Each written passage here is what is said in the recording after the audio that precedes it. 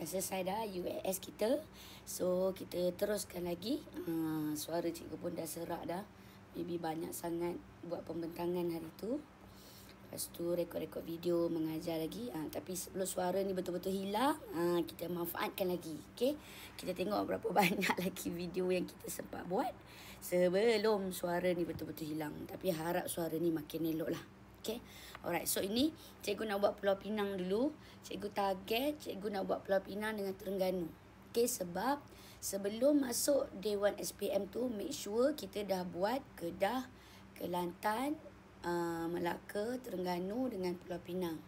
So cikgu rasa insyaAllah sempat kot 2 paper ni. So kita teruskan. Okay. Kita cuba settlekan Pulau Pinang dulu. Okay, Pulau Pinang soalan nombor 1. Sebab cikgu tengok soalan dia pun memang soalan yang tak ada dekat set-set yang sebelum ni lah.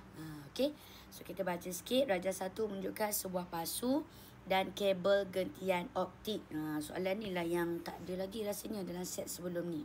Okay, so pasu bunga diperbuat daripada tanah liat. Okay, nyatakan definisi seramik.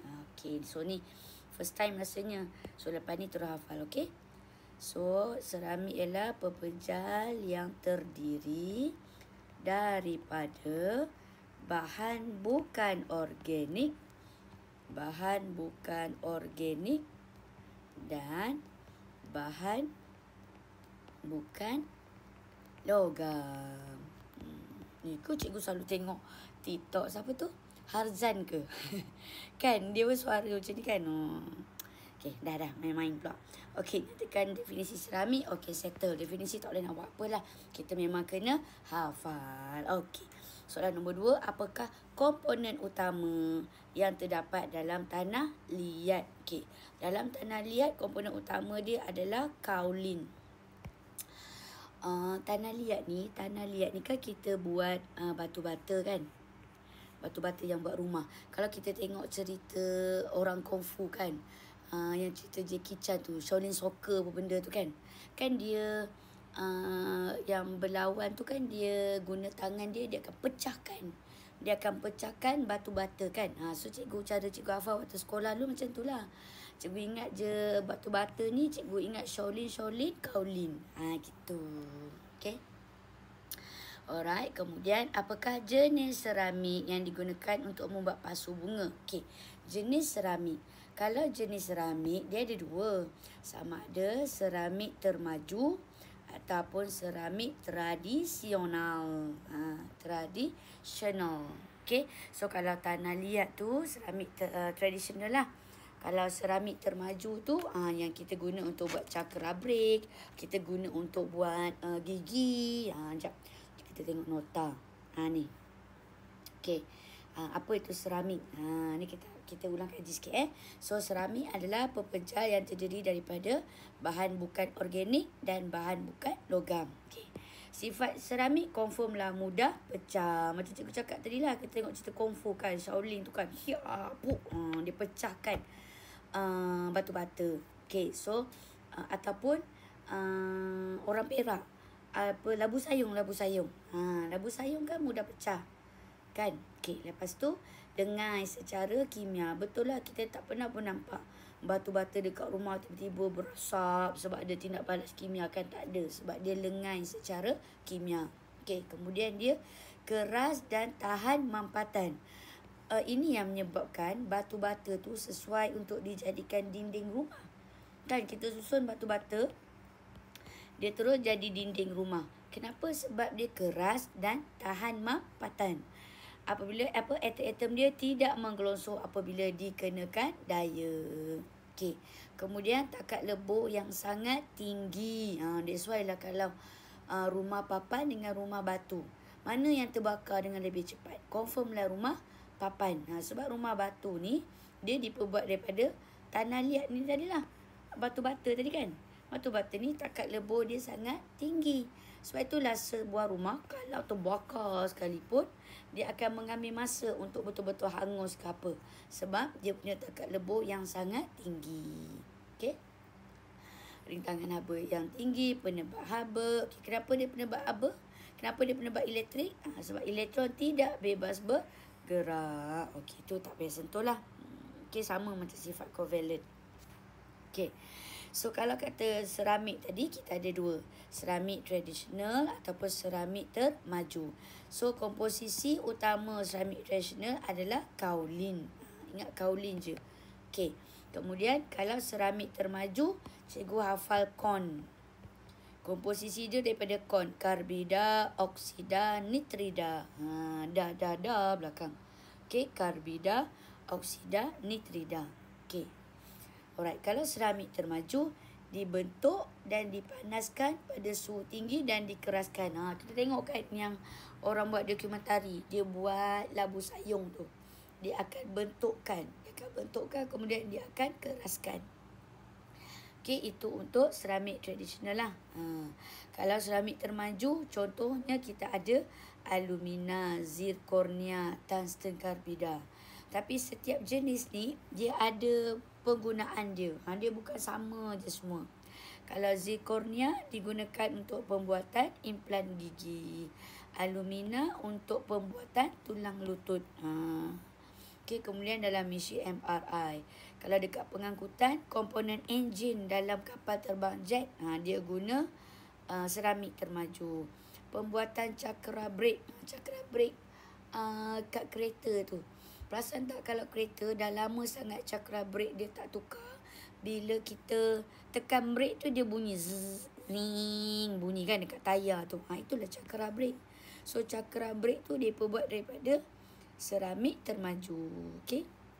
Kemudian kalau untuk penjanaan tenaga, penebat elektrik di stesen jana kuasa. Okey.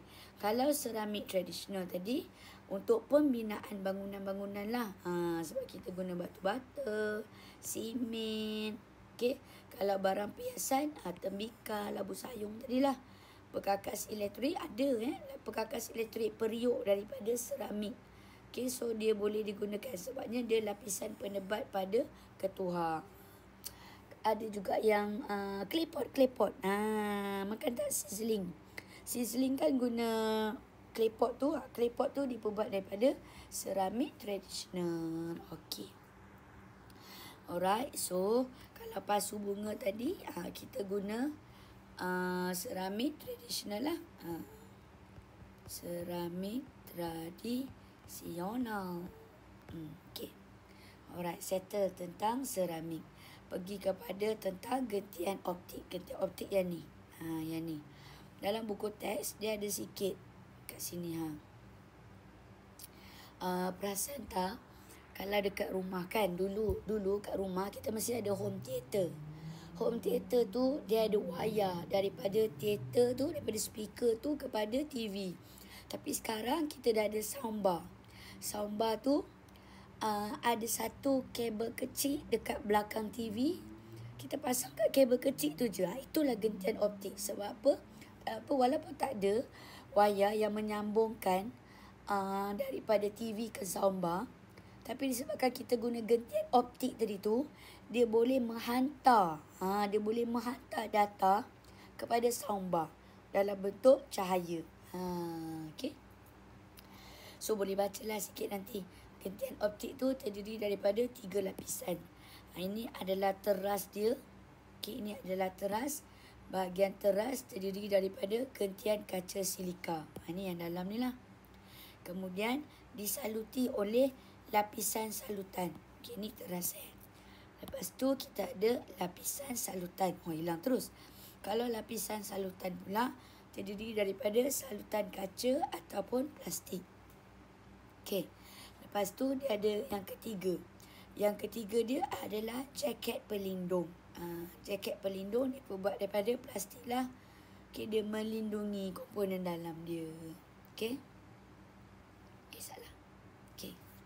So, gentian optik telah menggantikan wayar kuprum bagi penghantaran maklumat dan data.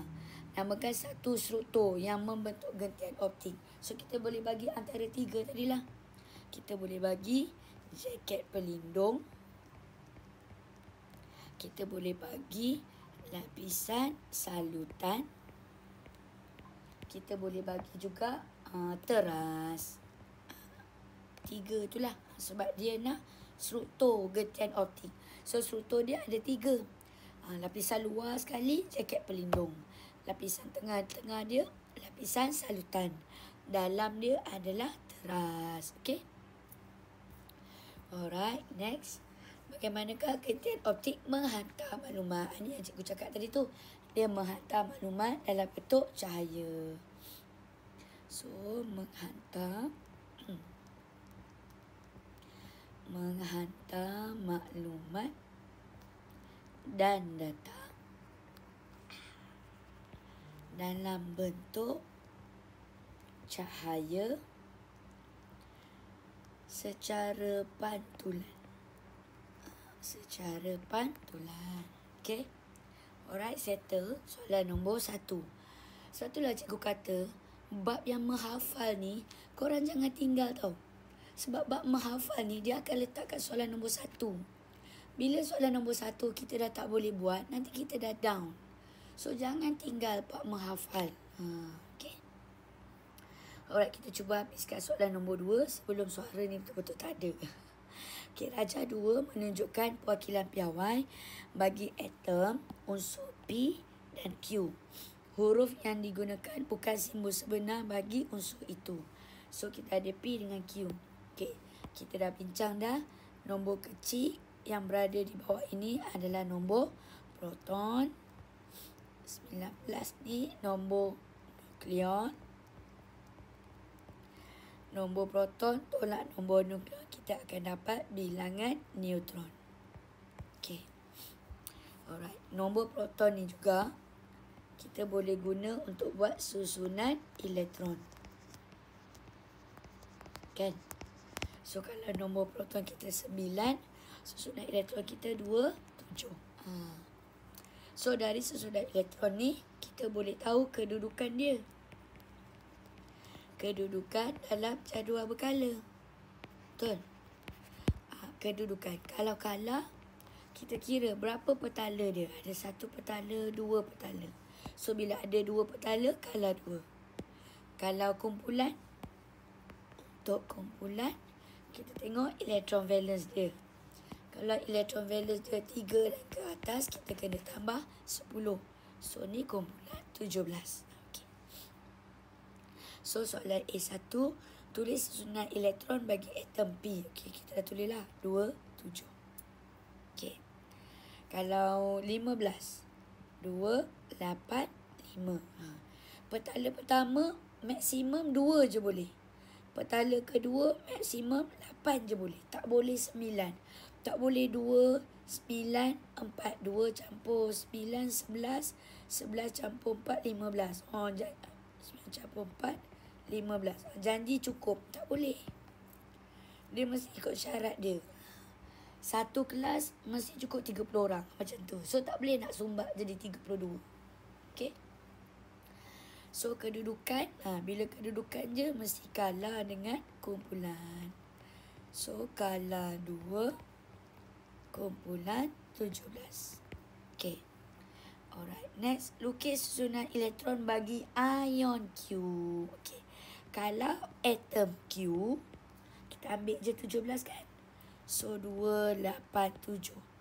Tapi dia nak ion Q. Ion Q maksudnya dia dah capai susunan elektron oktet yang stabil. So, macam mana nombor 7 ni nak jadi 8? Dia kena terima 1 elektron. So, bila dia terima 1 elektron, maksudnya susunan ion Q adalah 288. So, bila dia terima 1 elektron, charge akan jadi negatif 1. Okay. So, tulis dulu Q. Okay, nukleus dia dulu. Itu rumah dia. Rumah dia kena lukis. Okay, Q. Okay, ni rumah dia. Okay, lepas tu barulah petala. Kita ada 3 petala. So, 1. Okay.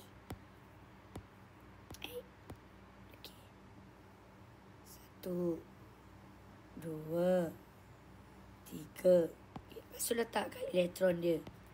Petala pertama ada 2. Kemudian ada 8.